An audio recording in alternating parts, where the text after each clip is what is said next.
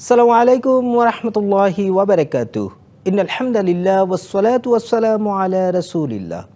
দূরে কাছে পৃথিবীর যে প্রান্ত থেকে দেখছেন আপনাদের প্রিয় চ্যানেল ডিভিসি নিউজ, সবাইকে স্বাগত জানাচ্ছি। আমি মোসাদ্দেক হোসেন।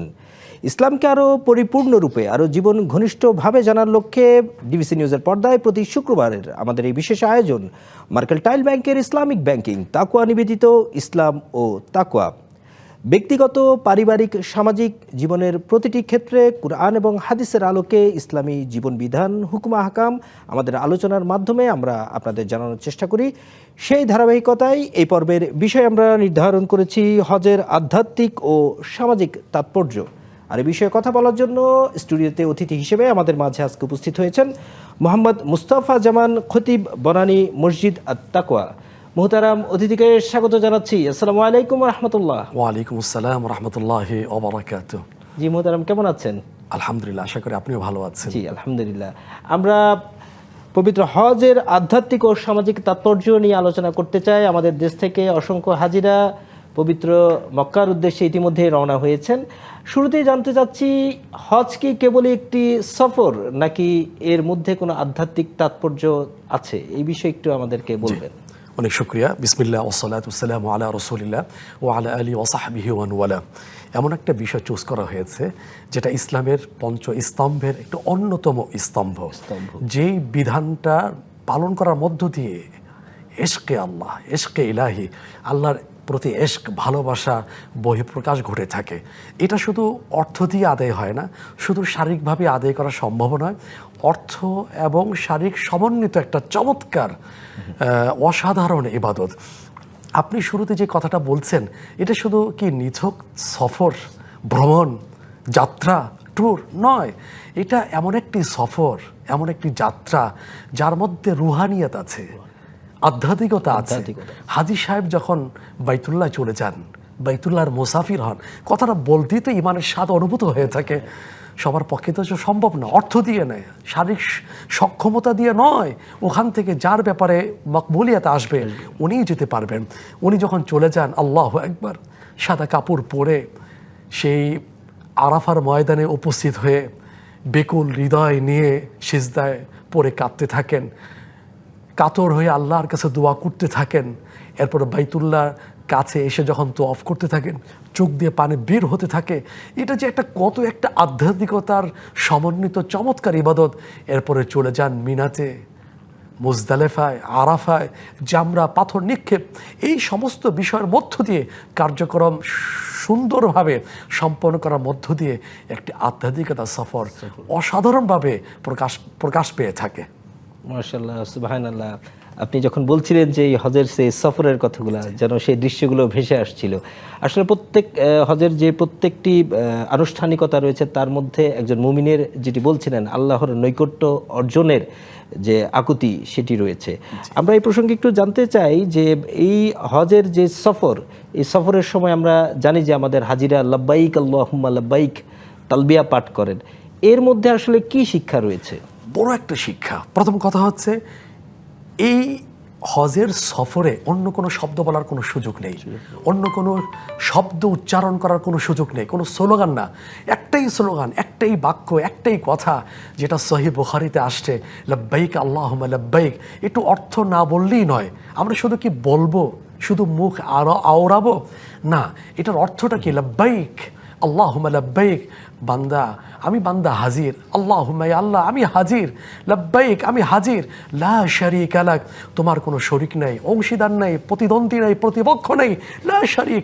হৃদয় থেকে, হৃদয় টাচ করে আমি ঘোষণা দিচ্ছি, আল্লাহ তোমার কোনো শরীক নেই। আমি আরও বলছি হৃদয় থেকে, স্বতঃস্ফূর্ততার সাথে, আনন্দের সাথে, সেটা হলো ইন্নাল হামদা ওয়ান নি'মাতা, নিশ্চয়ই সমস্ত প্রশংসা, সমস্ত নিয়ামত, লাকা ওয়াল মুলক, তোমার জন্যে।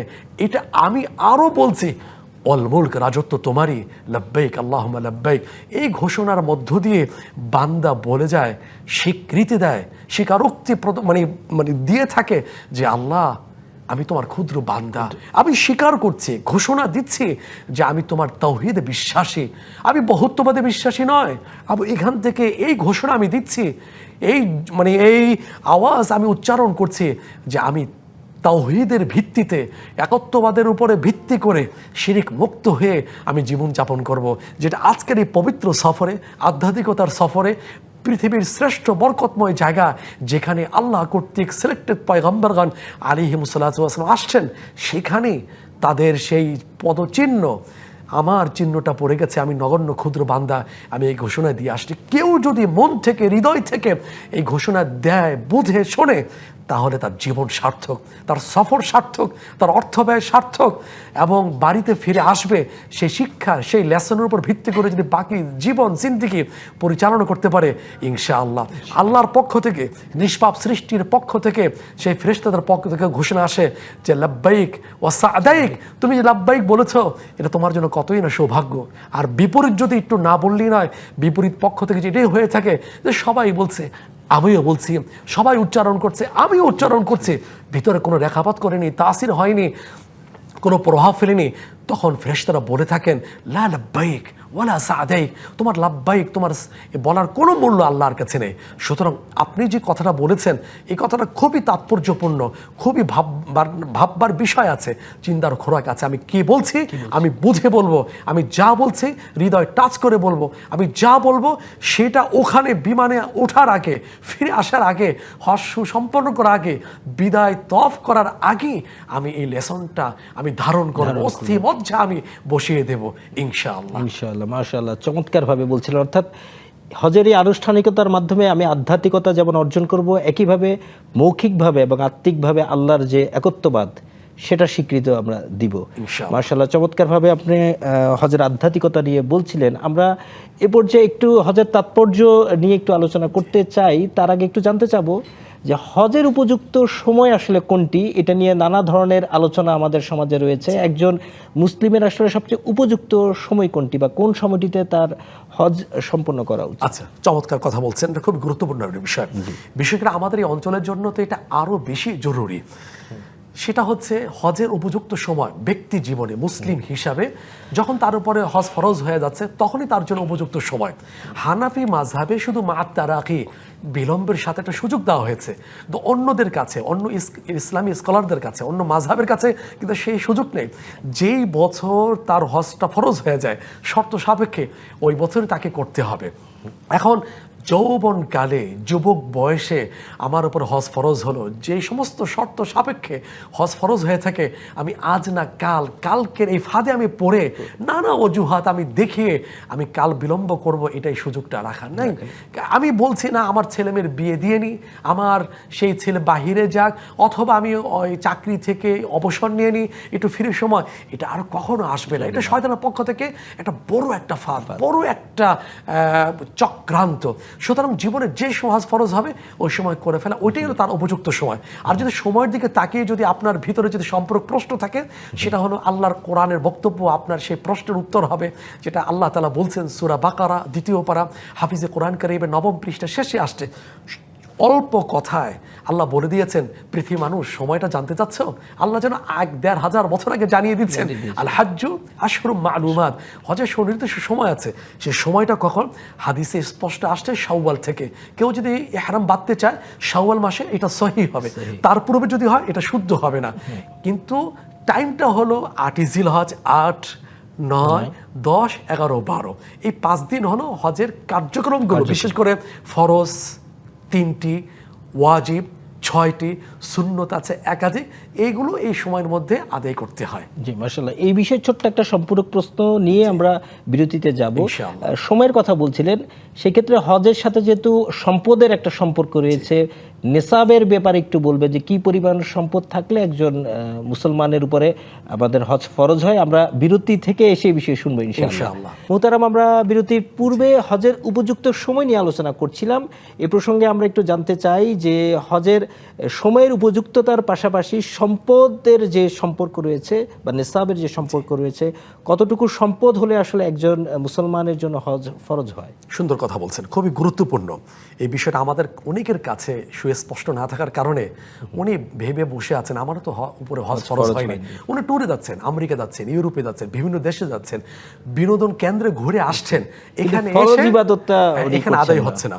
প্রথম কথা হচ্ছে আল্লাহর বক্তব্য এখানে একটু নিয়ে আসছি, সেটা হলো সূরা আল ইমরান 4th পারা 1ম পৃষ্ঠাে আসছে। আল্লাহ তাআলা স্পষ্ট করে দিলেন, ওয়ালিল্লাহি আলান নাসি হজ্জুল বাইত মান ইসতাতাআ ইলাইহি সাবিলা। যার ওখানে যাওয়ার সামর্থ্য আছে, আর্থিক এবং শারীরিক সমন্বিত, তার উপর ওই বাইতুল্লাহর ওই খানায় কাবার হজ করা তার জন্য ফরজ। এখানে যে বক্তব্য আল্লাহ তাআলা দিলেন, কোরআনে যে বক্তব্য বর্ণিত হয়েছে, সেটা হলো ওখানে যাওয়ার সামর্থ্য যার আছে, শারীরিকভাবে সুস্থ আছেন, টাকা পয়সা কেমন আছে, অর্থ সম্পদ। আপনি একটা শব্দ বলেছেন মহতারাম, সেটা হলো নিসাব। হ্যাঁ, হজের ক্ষেত্রে কোনো নিসাব নেই, নিসাব আছে জাকাতের ক্ষেত্রে, এখানে সাদাকাত কোরবানির ক্ষেত্রে নিসাব আছে। কিন্তু হজের ক্ষেত্রে এই বিষয়টা হাদিসে স্পষ্ট করে দেওয়া হয়েছে, সেটা হলো যে ব্যক্তি ওখানে যাওয়ার আসা যাওয়ার খরচ যার আছে, যেই কয়েকদিনের প্যাকেজটা থাকে 30-40 দিনের, ওই অবস্থানের খরচটা আছে, উনি যদি হেড অফ দ্য ফ্যামিলি হয়ে থাকেন, তাহলে তার অবর্তমানে ফ্যামিলির খরচ, বাচ্চারা যদি থাকে পড়াশোনার খরচ, কতটা টাকা যে আজকের বাজারে, আজকের বর্তমান প্রেক্ষাপটে পটভূমিতে এটা যদি থাকে, আমরা যদি টাকার ফিগারটা যদি এখানে নিয়ে আসি, আজকের প্যাকেজ ঘোষণা হয় 6 লাখ মাইনাস প্লাস হয়ে থাকে, তো এই টাকাটা কি নাই মহতরম? যার উপরে আছে তার উপর হজ ফরজ হয়ে থাকে মহতরম। এখানে একটা কথা না বললেই নয়, সেটা হচ্ছে অনেকে মনে করে আমি তো রিটায়ার্ড পারসন, আমার তো টাকা নেই। হ্যাঁ, টাকা তো নাই, আপনার তো জমি পড়ে আছে, পরিত্যক্ত আছে, ওখান থেকে আজকের এই 21 শতাব্দীর শুরুতে জমির মূল্য কত বেশি রাখা হয়েছিল, মিরাসি সূত্রে পৈতৃক সম্পত্তি আমি পেয়েছিলাম, 0.5% বিক্রি করলে টাকা হয়ে যাচ্ছে, অনেক জায়গায় সঞ্চিত অর্থ পড়ে আছে, টাকা হয়ে যাচ্ছে। আমি কোন আশায়, কোন ভরসায় নিশ্চিন্ত হয়ে বসে আছি, অথচ রাসূল সাল্লাল্লাহু আলাইহি ওয়াসাল্লাম বলেছেন যার উপর হজ ফরজ হলো, সে যদি হজ না করে, ফামাতা ওয়ালাম ইয়াহুজ্জা ফালিয়ামুত ইনশা ইয়াহুদিয়ান আও নাসরানিয়া আও কামা ক্বালা আলাইহিস সালাতু ওয়াস সালাম, হজ ফরজ হয়ে থাকলো, এখন এই অবস্থা হজ না করে মারা গেল, রাসূল সাল্লাল্লাহু আলাইহি ওয়াসাল্লাম বলছেন তার দায় দায়িত্ব আমার না। তো রাসূল সাল্লাল্লাহু আলাইহি ওয়াসাল্লাম যদি দায় দায়িত্ব না নেন, ওই লাশের কি হবে? কারণ কিয়ামতের দিন শাফাআতের সুপ্রিম পাওয়ার দেওয়া হবে বিশ্বনবী জনাবে মুহাম্মদ রাসূলুল্লাহ সাল্লাল্লাহু আলাইহি ওয়াসাল্লামকে, তাহলে সে কার কাছে সুপারিশ পাবে, কার জান্নাতে যাবে, কার কাছ থেকে সুপারিশ পেয়ে চিরস্থায়ী সুখের জায়গায় জান্নাতে প্রবেশের বিরল সম্মাননা পেয়ে থাকবে। সুতরাং আমার যদি অস্পষ্টতা থাকে, একজন ভালো আলেমের কাছে যাই, আমার সম্পদের কথা তার সাথে শেয়ার করি, স্থাবর অস্থাবর সম্পত্তি, তাহলে ইনশাআল্লাহ আমি বেঁচে যাব, আমার মৃত্যুটা ঈমানের সাথে হবে ইনশাআল্লাহ। ইনশাআল্লাহ খুব চমৎকারভাবে একটি গুরুত্বপূর্ণ বিষয় আপনি উপস্থাপন করেছেন। অর্থাৎ আমরা দর্শকদের উদ্দেশ্যে যেটি বলবো যে হজে যাওয়ার জন্য বর্তমান যে বাজার ব্যবস্থায় যে খরচ, সেটির পাশাপাশি তার পরিবারের ভরণ পোষণের খরচটি হলেই আসলে তার জন্য হজ ফরজ হয়ে যায়, এবং যেহেতু এটি একটি ফরজ ইবাদত, এবং এই ক্ষেত্রে কাল বিলম্ব করা উচিত না। প্রাসঙ্গিক কয়েক সেকেন্ডে মা বোনদের বেলায় তার মাহরাম লাগবে। আজকের বিভিন্ন ট্রাভেলস বলে থাকে না আপনার কোনো সমস্যা নেই, মহিলাদের গ্রুপ আছে না, এটা তাদের বানানো এই বক্তব্য দিয়ে চলবে না, এটা আসমানি বিধান।